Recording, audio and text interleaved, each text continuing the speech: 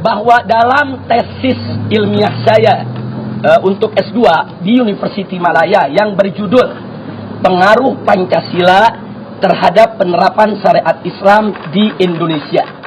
Nah, itu di salah satu babnya berjudul tentang sejarah Pancasila. Nah, di situ saya melakukan kritik kepada kelompok-kelompok yang mengatakan Pancasila itu lahir tanggal 1 Juni 1945. Saya memperkuat pendapat bahwa Pancasila itu lahir sebagai konsensus nasional pada tanggal 22 Juni 1945. Tapi tidak kita pungkiri bahwa pada tanggal 1 Juni 1945, Insinyur Soekarno mengusulkan nama Pancasila sebagai dasar negara. Tapi ada hal yang perlu diingat, bahwa redaksi usulan yang diajukan oleh Bung Karno, itu di dalam Pancasila yang disusun oleh Bung Karno, sila ketuhanan itu ada di sila terakhir, sila kelima. Dan ini ditolak oleh ulama yang ikut serta dalam sidang BPUPKI. Di sana ada Kiai Haji Wahid Hasim Asy'ari, pimpinan NU. Ada Kiai Haji Abdul Qahar Muzakir, pimpinan Muhammadiyah. Ada Kiai Haji Agus Salim, pimpinan Sarekat Islam. Nah, mereka menolak usulan Bung Karno dalam soal redaksi rumusan Pancasilanya. Mereka menerima usulan Bung Karno soal nama Pancasila sebagai dasar negara, tapi para ulama meminta sila ketuhanan itu dinaikkan menjadi sila pertama. Pada sidang paripurnanya, sila ketuhanan itu menjadi sila yang pertama. Artinya apa di sini? Yang saya kritik adalah rumusan Pancasila yang diusulkan oleh Bung Karno. Saya tidak menghina Pancasila. Saya tidak mengkan Bung Karno. Itu yang saya kritik. Nah, yang kedua yang saya kritik, saya tidak terima kalau kelahiran Pancasila itu dinisbahkan tanggal 1 Juni 45. Yang betul adalah 22 Juni 1945. Kenapa?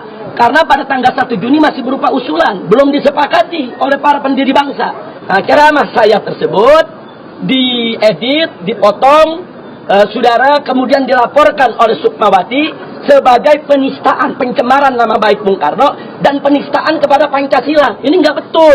Saya tidak pernah menghina Bung Karno, saya tidak pernah merendahkan Bung Karno, bahkan saya termasuk pengagum Bung Karno.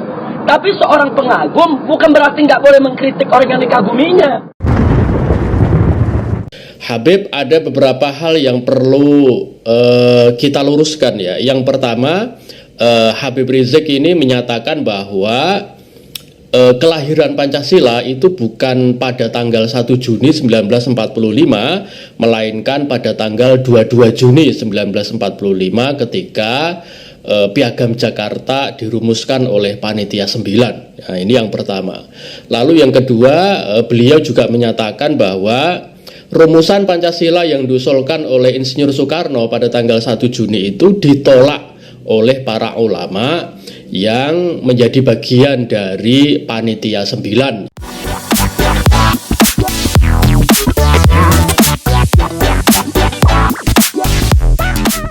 Salam Pancasila, bertemu lagi dengan Silapedia Pancasila sebagai ilmu.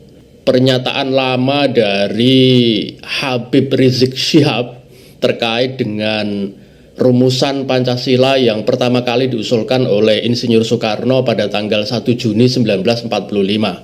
Kalau kita lihat di dalam pernyataan yang ditayangkan di dalam sesi ini ya, maka ada beberapa hal yang perlu dikritisi dari pernyataan Habib Rizik ya, yang menurut pengakuannya beliau tulis di dalam tesisnya tentang pengaruh Pancasila bagi penerapan syariat Islam di Indonesia yang ia tulis di Malaya University.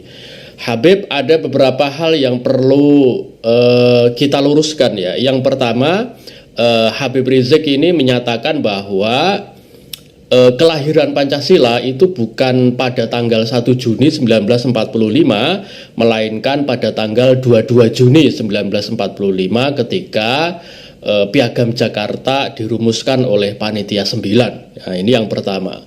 Lalu yang kedua, beliau juga menyatakan bahwa rumusan Pancasila yang diusulkan oleh Insinyur Soekarno pada tanggal 1 Juni itu ditolak oleh para ulama yang menjadi bagian dari panitia 9 ya. Nah, Habib menyebut beberapa nama seperti Kiai Wahid Hasyim. Nah, ini penyebutan namanya juga salah itu Habib ya. Itu beliau bukan Kiai Wahid Hasyim Asy'ari. Kalau Kiai Hasyim Asy'ari itu kan abahnya Kiai Wahid Hasyim. Nah, sedangkan yang menjadi anggota panitia 9 itu ya Kiai Wahid Hasyim ya. Lalu yang kedua Haji Agus Salim yang memang anggota Syarikat Islam, dan Kahar Muzakir ya yang merupakan anggota Muhammadiyah ya, dan ada juga Abi Kusno Cokrosuyoso ya yang tidak disebut oleh Habib Rizik yang merupakan adik dari Hos Cokro Aminoto, pendiri Syarikat Islam. Nah, ini yang kedua yang saya beri catatan ya, apakah rumusan Pancasila yang diusulkan oleh Soekarno itu memang ditolak oleh para ulama yang menjadi anggota panitia 9. Nah, lalu yang ketiga terkait dengan sistematika Pancasila yang oleh Soekarno pada tanggal 1 Juni menempatkan sila ketuhanan sebagai sila kelima. Yang di pernyataan lain di Habib Rizik ini beliau menyatakan bahwa Soekarno telah menempatkan ketuhanan dipantatkan gitu ya, karena menempati sila kelima, dan itu berbeda dengan posisi dari sila ketuhanan di dalam Piagam Jakarta yang ada di kepala atau sila pertama. Nah, saya akan meluruskan berbagai pernyataan Habib Rizik ini dalam 3 hal. Yang pertama, apakah Pancasila itu lahir pada tanggal 22 Juni dan bukan pada tanggal 1 Juni itu ya. Lalu yang kedua, benarkah para ulama anggota panitia 9 itu menolak rumusan Pancasila Soekarno pada tanggal 1 Juni? Dan yang ketiga, seperti apa sih sebenarnya maksud Soekarno ketika menempatkan ketuhanan sebagai sila kelima yang kemudian dinaikkan menjadi sila pertama oleh panitia 9 yang diketuai oleh Bung Karno kan gitu ya. Nah, yang pertama soal apakah kelahiran Pancasila itu pada tanggal 1 Juni atau 22 Juni. Nah, kalau kita bicara soal sejarah gitu kan ya, maka kita harus menggunakan pertama sumber sejarah kan gitu ya. Lalu yang kedua kesaksian para pelaku sejarah kan gitu ya. Nah, sekarang pertanyaannya, adakah sumber sejarah yang menyatakan bahwa Pancasila itu lahir pada tanggal 1 Juni gitu ya, dan bukan pada tanggal 22 Juni. Ya ada apa? Yakni risalah sidang BPUPK kan gitu ya. Nah, risalah sidang BPUPK itu notulensi aslinya itu kan ada di dalam 2 arsip ya Habib ya. Yang pertama arsip milik Abdul Ghaffar Pringgotikdo atau AG Pringgotikdo ya. Yang kedua arsip milik AK Pringgotikdo atau Abdul Karim Pringgotikdo. Nah, jadi AG dan AK ini kakak beradik yang dua-duanya merupakan notulen BPUPK. Kalau AG Pringgotikdo ini adalah notulen BPUPK yang resmi karena beliau merupakan wakil kepala tata usaha BPUPK ya. Lalu yang kedua, kalau AK Pringgotikdo ini adalah notulen yang di-hire ya oleh pemerintahan Jepang untuk melakukan notulasi ya atas perjalanan sidang BPUPK PPKI. Nah, Habib ya, di dalam 2 arsip itu gitu kan terdapat pidato kelahiran Pancasila Soekarno, dan oleh karena itu kelahiran Pancasila itu ya memang terjadi pada tanggal 1 Juni ya, tidak pada tanggal 22 Mei atau pada tanggal sebelumnya. Misalnya selama Orde Baru kita mengetahui bahwa konon katanya Mr. Muhammad Yamin itu juga mengusulkan Pancasila pada tanggal 29 Mei, lalu kemudian juga Mr. Supomo itu juga konon katanya mengusulkan Pancasila pada tanggal 31 Mei. Nah, persoalannya kemudian Mr. Muhammad Yamin sendiri ya di dalam berbagai pidatonya di tahun 50-an yaitu beliau di mana-mana menyatakan kelahiran Pancasila itu terjadi pada tanggal 1 Juni melalui pidato Soekarno, bukan melalui pidatonya kan gitu ya. Sedangkan Mr. Supomo itu juga di tanggal 31 Mei itu juga beliau menyatakan bahwa sebelum kita membahas dasar negara ada baiknya kita bicara tentang teori negara. Jadi Mr. Supomo itu juga tidak mengusulkan Pancasila tetapi mengusulkan teori negara integralistik. Nah, sekarang itu yang pertama ya, sumber sejarah yang memuat data pertama kali ya Pancasila diusulkan, yakni oleh Soekarno pada tanggal 1 Juni. Nah, jadi yang dimaksud dengan kelahiran Pancasila itu ya Habib ya, itu kan tanggal di mana pertama kali gitu ya Pancasila itu diusulkan. Dan Habib ini di dalam pernyataannya itu kan beliau menyatakan bahwa untuk pertama kali memang nama Pancasila itu diusulkan oleh Soekarno pada tanggal 1 Juni. Nah, Anda salah ya Habib ya, Anda salah ya, karena Soekarno tidak hanya mengusulkan nama Pancasila, tetapi juga yang kedua sila-sila Pancasila kan gitu kan, sila-sila Pancasila yang menurut Ki Hajar Dewantoro. Nah, Ki Hajar Dewantoro ini kan anggota BPUPK ya, yang pertama kali menyetujui pidato Soekarno pada tanggal 1 Juni itu. Ini siapa yang menyatakan bahwa Ki Hajar Dewantoro adalah tokoh yang pertama kali menyetujui ya usulan Pancasila Soekarno? Ya Presiden Soekarno sendiri gitu loh, pada peringatan hari lahir Pancasila pada tanggal 1 Juni 1965 gitu Habib ya. Nah, Ki Hajar ini pada tahun 1950 menulis buku yang berjudul Pancasila ya, dan beliau menyatakan bahwa isi dari Pancasila itu diciptakan ya, atau digali atau diusulkan oleh Soekarno.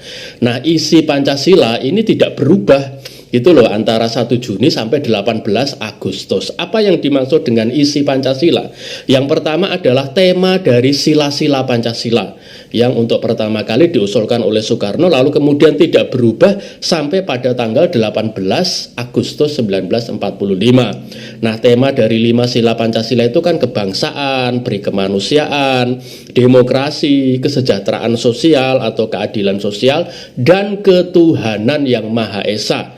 Ya, pada 1 Juni Soekarno menyatakan bahwa hatiku akan berpesta raya kalau saudara-saudara setuju Indonesia merdeka berasaskan ketuhanan yang Maha Esa. Nah, itu. Nah, ini adalah usulan pertama kali tentang ketuhanan yang Maha Esa pada tanggal 1 Juni yang kemudian masuk kembali pada tanggal 18 Agustus gitu ya. Nah, oleh karena itu Habib ya, para pelaku sejarah lalu menyatakan bahwa Pancasila itu ya lahir pada tanggal 1 Juni ya. Yang pertama tadi Ki Hajar Dewantoro, lalu yang kedua Ketua BPUPK Dr. Rajiman Widyodiningrat ya memberikan kata pengantar di dalam buku Lahirnya Pancasila yang merupakan penerbitan dari pidato Soekarno pada tanggal 1 Juni 1945 ya. Ketua BPUPK menyatakan bahwa untuk pertama kali Soekarno mengusulkan Pancasila pada tanggal 1 Juni. Lalu yang kedua RP Suroso ya, RP Suroso Habib ya, itu adalah wakil ketua BPUPK yang pada malam peringatan hari lahir Pancasila pada tanggal 1 Juni 1964 beliau memberikan kesaksian bahwa pada 1 Juni Soekarno mengusulkan Pancasila gitu ya, sebagai ilham yang diterimanya dari Allah Subhanahu wa taala yang dipersembahkan kepada bangsa Indonesia. Nah, lalu yang ketiga siapa? Ya, Muhammad Hatta atau Bung Hatta.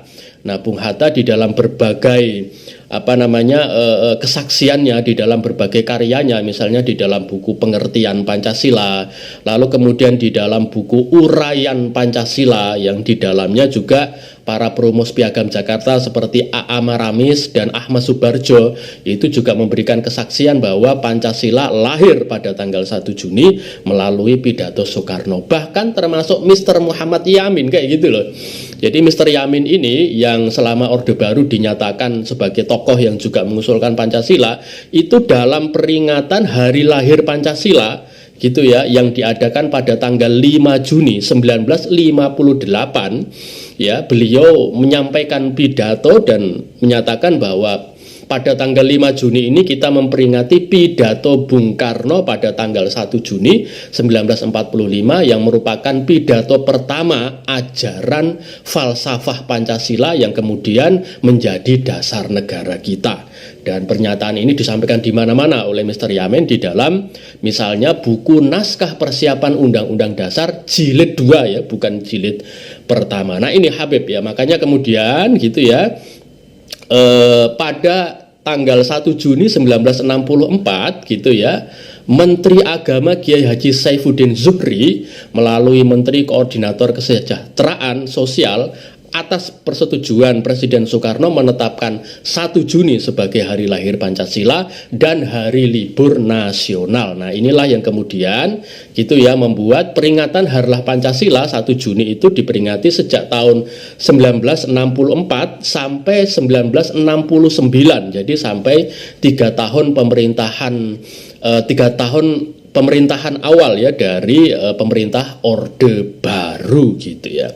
Dan pada tahun 2016 gitu ya, Presiden Jokowi lalu menerbitkan keputusan Presiden nomor 24 tahun 2016 yang memperingati hari lahir Pancasila setiap tanggal 1 Juni seperti yang kita peringati sekarang ini. Ini yang pertama ya Habib ya. Bahwa kelahiran Pancasila terjadi pada tanggal 1 Juni. Nah, lalu yang kedua, Habib juga menyatakan bahwa rumusan Pancasila Soekarno ditolak oleh para ulama. Yang terjadi sebaliknya.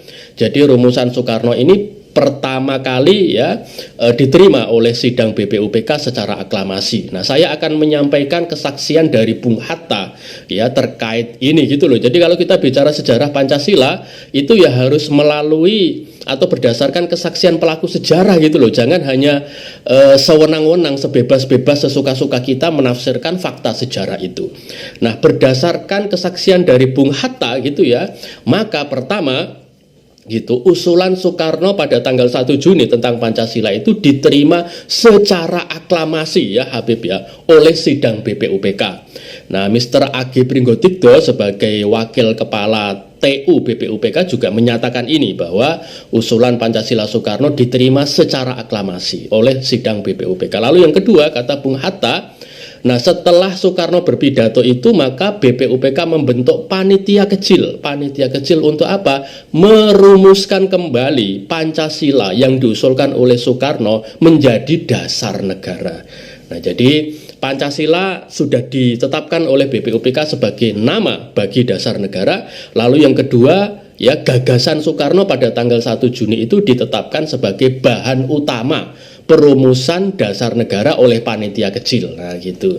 Nah, pada awalnya panitia kecil ini berjumlah 8 orang, lalu kemudian Bung Karno di masa reses membentuk panitia kecil yang baru yang berjumlah 9 orang yang kita kenal dengan panitia 9, yang tadi Habib menyatakan panitia 9 inilah yang untuk pertama kali merumuskan Pancasila sebagai konsensus bersama. Ya, memang benar.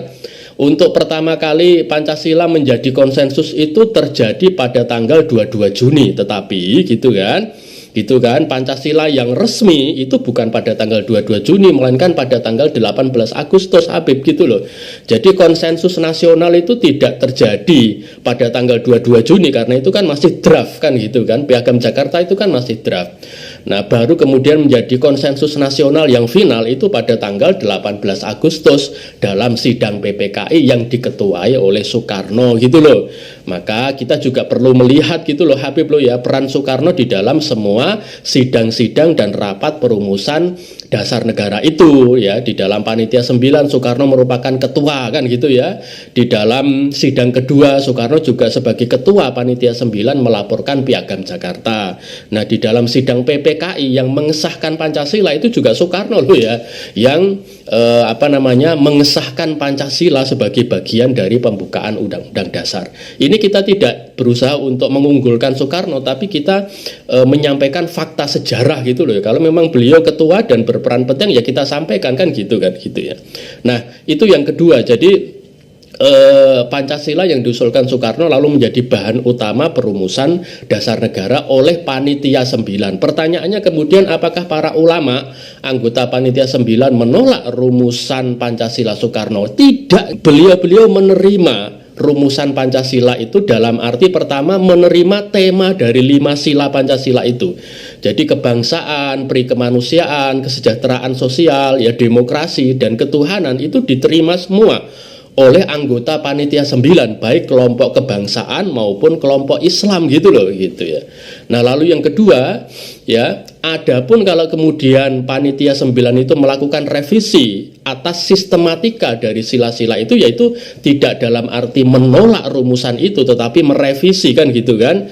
Kebangsaan yang awalnya sila pertama menjadi sila ketiga, kemanusiaan tetap sila kedua, demokrasi yang awalnya sila ketiga menjadi sila keempat, ketuhanan yang awalnya sila kelima menjadi sila pertama kan gitu ya. Dan ketika memang yang menaikkan sila ketuhanan dari sila kelima menjadi sila pertama itu para tokoh Islam gitu ya, yang Habib sebut sebagai para ulama, tapi itu kan tidak lalu kemudian kita maknai sebagai penolakan kan gitu kan ya, tetapi revisi. Dan Soekarno itu juga merupakan ketua panitia 9, sehingga kemudian revisi dari sila ketuhanan yang pada awalnya sila kelima menjadi sila pertama itu juga atas persetujuan dari Soekarno sebagai ketua panitia 9.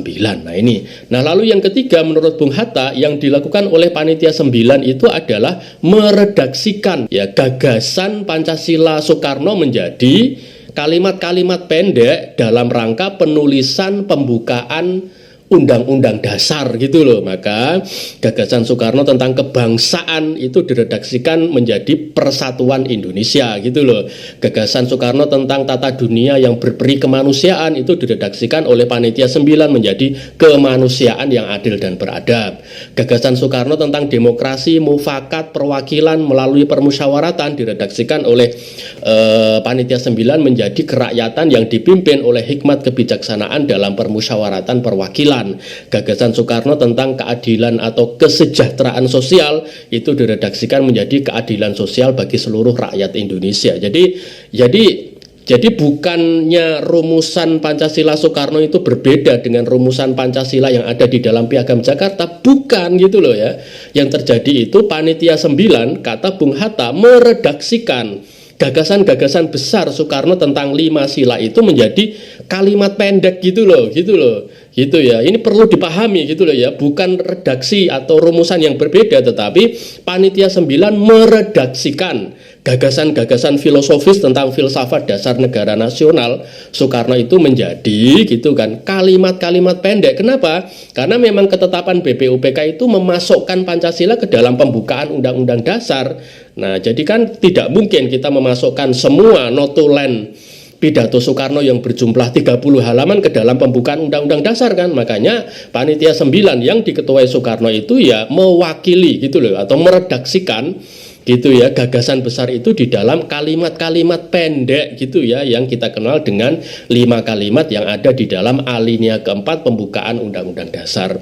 Nah lalu kemudian sila ketuhanan karena memang direvisi gitu ya, bukan temanya melainkan konsep atau nilainya dari ketuhanan yang Maha Esa yang sama dengan Pancasila resmi menjadi ketuhanan dengan kewajiban menjalankan syariat Islam. Nah inilah satu-satunya revisi atas konsep ya dari sila Pancasila Soekarno. Dan kemudian ketika 7 kata Piagam Jakarta itu direvisi gitu ya oleh Bung Hatta dan 4 tokoh Islam, yakni Kiai Wahid Hasyim, Ki Bagus Hadikusumo, Ki Bagus Hadikusumo, lalu kemudian Mr. Kasman Singodimedjo dan Tunku Muhammad Hasan pada tanggal 18 Agustus 15 menit menjelang sidang PPKI, dari ketuhanan dengan kewajiban menjalankan syariat Islam menjadi ketuhanan yang Maha Esa. Maka ya sudah kan gitu kan, ketuhanan yang Maha Esa yang diusulkan oleh Soekarno pada tanggal 1 Juni itu masuk kembali pada rumusan resmi Pancasila di sidang PPKI. Nah lalu kemudian yang terakhir, apakah kemudian ketika Soekarno menempatkan ketuhanan sebagai sila kelima itu selalu jelek dan lalu konotasinya adalah pantat? Nah ini yang bermasalah di dalam pemikiran Habib Rizik Syihab gitu ya, dengan segala hormat kan gitu ya. Gitu kan Habib ya, apakah yang di bawah itu selalu pantat Bib kan gitu ya.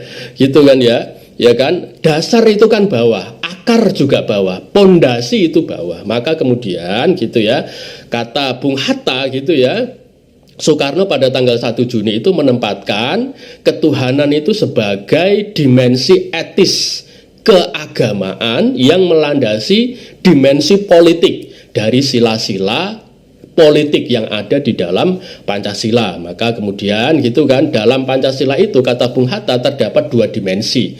Yang pertama dimensi politik yang berisi sila-sila politik kebangsaan, kemanusiaan, demokrasi, dan kesejahteraan sosial. Yang kedua dimensi etis ketuhanan.